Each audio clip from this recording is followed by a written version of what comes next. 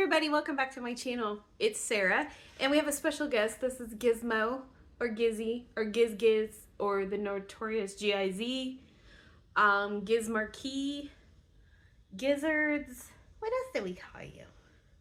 Anyway, Higgins didn't get to go to Lowe's because he's not nice to people in public, but our other dog got to go to Lowe's, so he's very, very sad. So he's gonna hang out with me for a minute. It's time to do our August TBR books. July went by real fast. It was like a fever dream. I think I talked about in my July TBR video that things were a little of a hot mess express up in this hizzle. They didn't get any better in July. I mean, I didn't have to go take care of a house 4 hours away, but I did have one family in the hospital for like 2 weeks. Another family member had to have surgery. That one went great.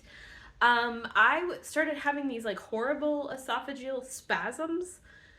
10 out of 10, do not recommend. It was awful, and then I ended up getting a bronchitis, upper respiratory infection, and missing a week of work. Silver lining, read a couple of books during that time. So that's exciting.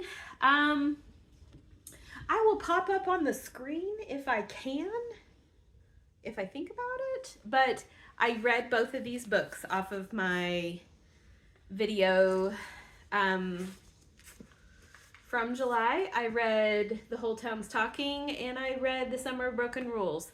I feel mid about both of them, actually. Fanny Flagg, I've never given her lower than a 5.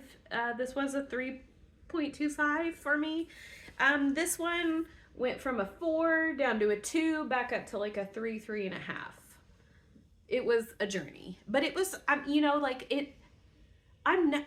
Very few romances have ever gotten 4 or 5 stars from me. That's just me as a reader. It was cute. It was cute. It's, you know, maybe 18, 19-year-olds in love. So it was cute. It's a good, it would be a perfect beach read. I was supposed to read it at the beach. I didn't, but, yeah, it was great. I did start, Envy, I believe, a Sandra Brown book. I don't even remember the name of it. I got about 70 pages in, decided that was a DNF, and I've already taken it to a little free library. And I can't even remember. I didn't get to the Hunger Games, and I read a few pages of Falling in Love with Gage. Oh, here it is. Falling for Gage. Don't fall. Read a few pages, have popped it back up on the thing. It was fine. I just didn't get to it. I just was a little bit busy spending nights in hospitals and trying not to cough up a lung. So that's all that was. I thought it was a pretty good reading month considering how crazy life was in general. Oh, Gizzy's out. Are you out? No more? No more TBR video for you. Okay, let's get this going. Here's the deal.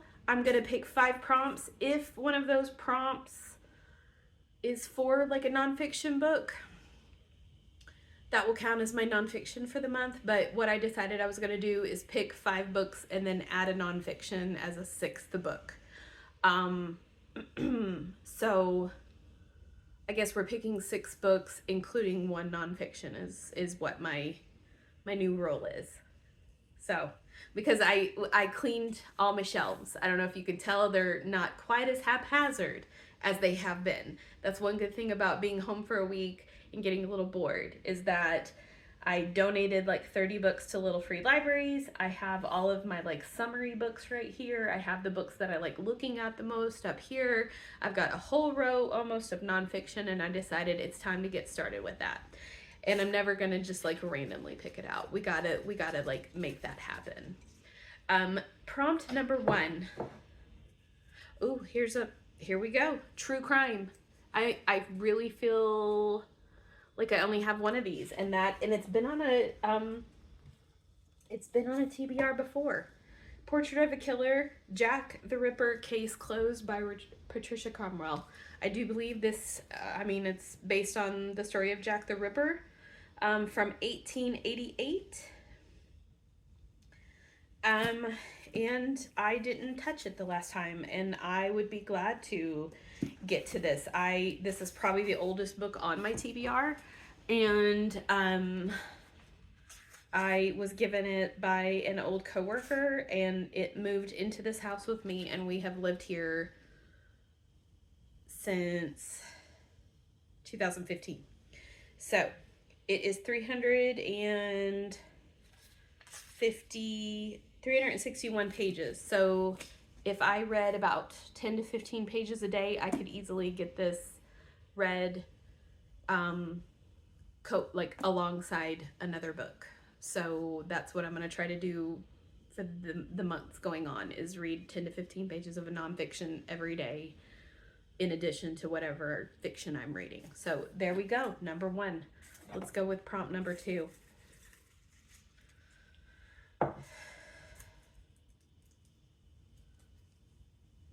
First book in a series.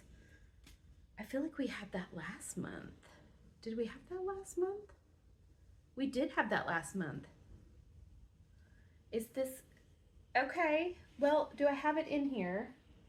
I feel like I might have already taken it back out to my living room, but The Hunger Games, we'll just pop that right back on the list.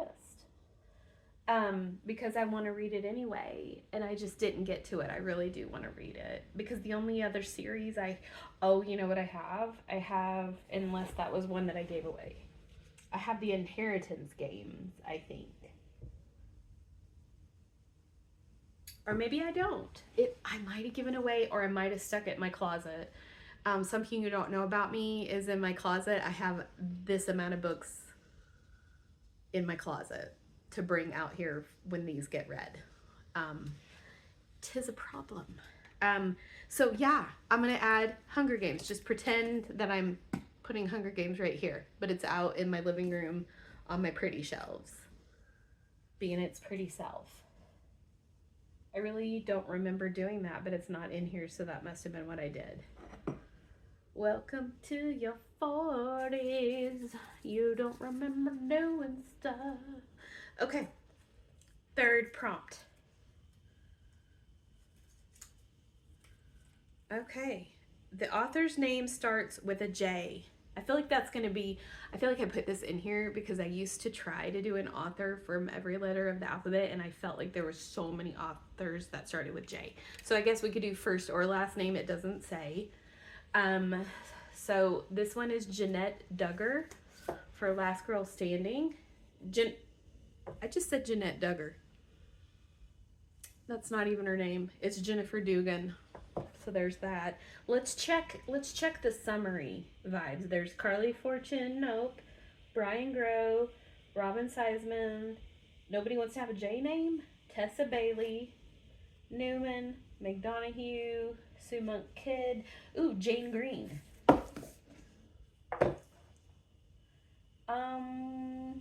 Amanda Arbor, Coralie Fortune, Desprez.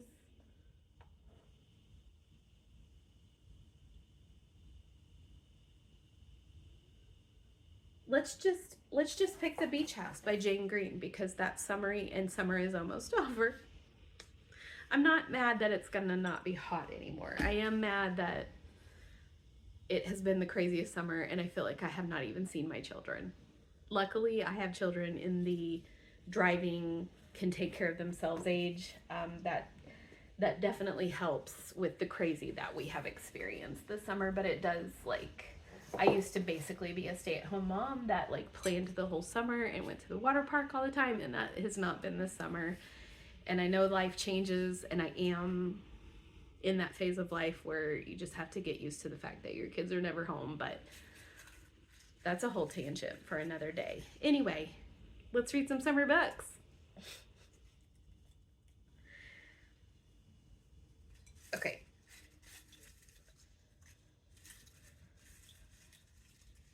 There we go. I felt like that one was half open and it was cheating because I could see it. Okay. A book you've been scared to read.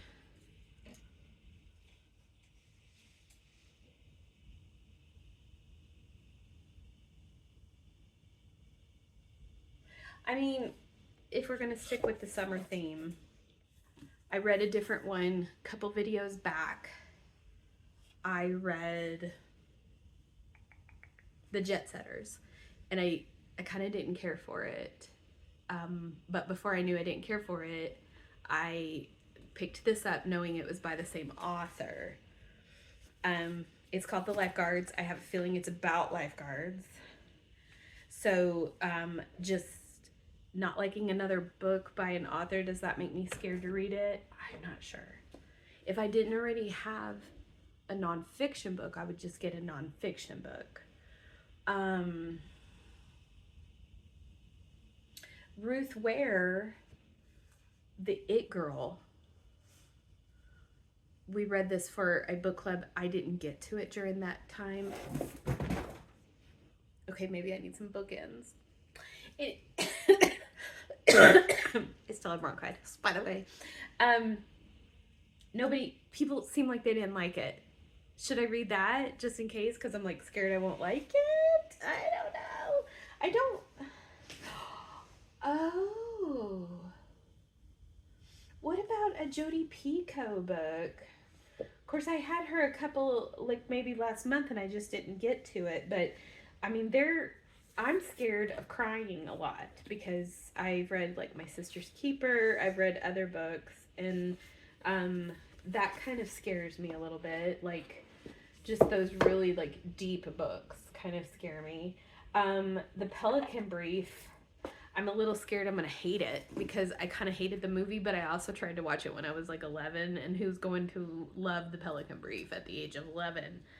And this would get another one off my shelf that's been there a really long time, and I was strangely so in love with The Firm when I read it a couple months ago.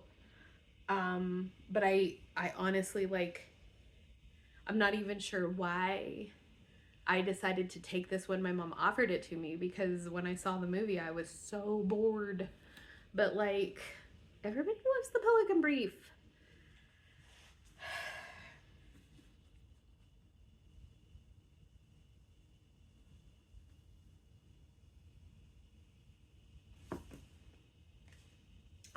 Oh my gosh, this is a hard one. I'm scared to read.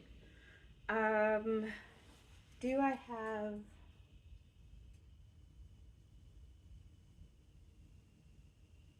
You know what? I'm changing things. I'm going total left turn. This was on a previous, and I didn't even touch it, but Things We Never Got Over. This has such crazy reviews. Either people love it or they hate it. It's also yuck. And so it's a big one, which scares me all the time because I have trouble getting through a thick book.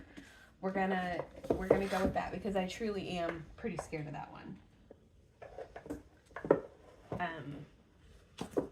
We're going to go with Things We Never Got Over by Lucy Score, who, by the way, can be a little bit smutty. You know what I mean? So we're going on our 5th prompt. Okay.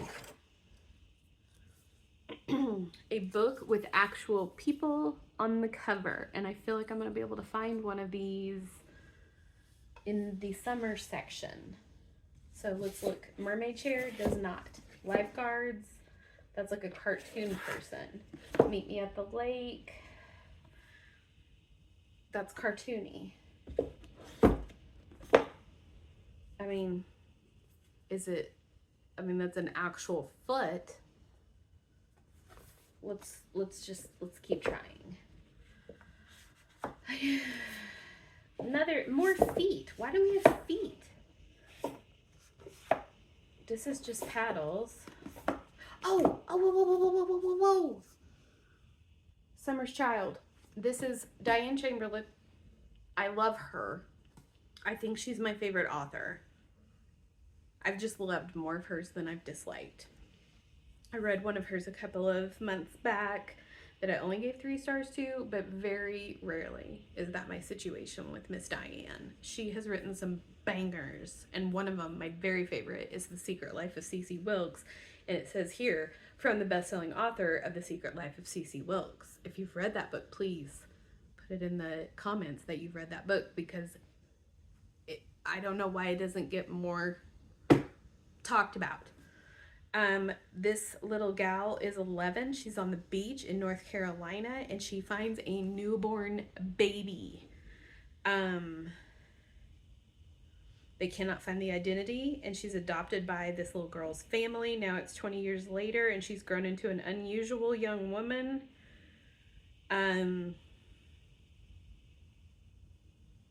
Okay, we're gonna go for that. That sounds really good. So I technically have my 5 books, but like I said, I'm gonna go for 6 because we're including a nonfiction. So remember to imagine the Hunger Games is here, okay? So we've got our 5, but we're going for 6. We're going for 6. One popped out. Let me get that one.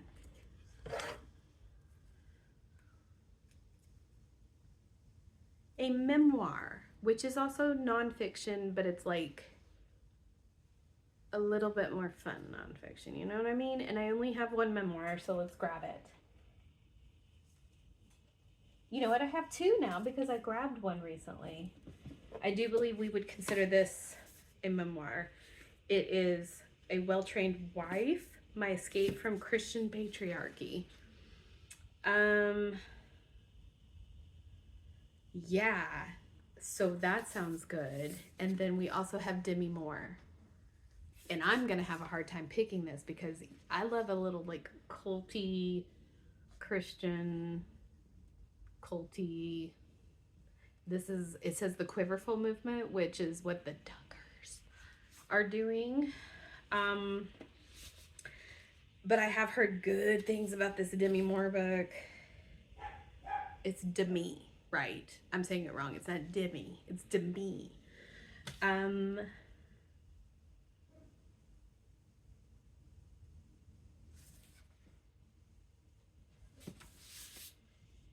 What do we do? Should we do Demi? Because we've had that longer. Or should we do A Well-Trained Wife? Because I will be all up in that. Let's do the first line challenge. Let's see who has the best first line of their book.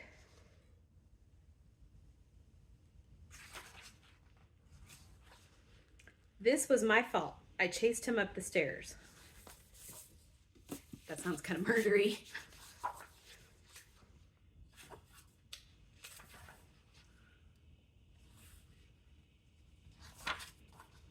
The same question kept going through my head. How did I get here? Those are very similar. Okay, let's go with who has the shortest. What's the shortest? Because you know, we also picked a long book. Okay, so this one is those are acknowledgements. 256. You know she's gonna talk mad shit about Ashton Kutcher. Okay, so this one's 285. Nope, those are acknowledgements. But it's 281. So, Demi, you win. All right, party peeps, I guess we're reading 2 nonfiction, but this one seems kind of saucy. So we're gonna do a little Inside Out by Demi Moore. We're gonna do Summer's Child by Diane Chamberlain. We're gonna do Things We Never Got Over by Lucy Score. The Beach House by Jane Green, Portrait of a Killer about Jack the Ripper, and just imagine I'm putting a beautiful copy of The Hunger Games here. So this should be just a fantastic reading month. I cannot even express to you enough how glad I am that you're here with me. I have started the 75 booked challenge. I am on day 6 today. I finished both an audiobook and a physical book today. So it's really helping. So stay tuned for those updates. And I can't wait to have you maybe watch those videos too. And let me know if you've read any of these and if you liked them. Have a great day. Have a great August and happy reading.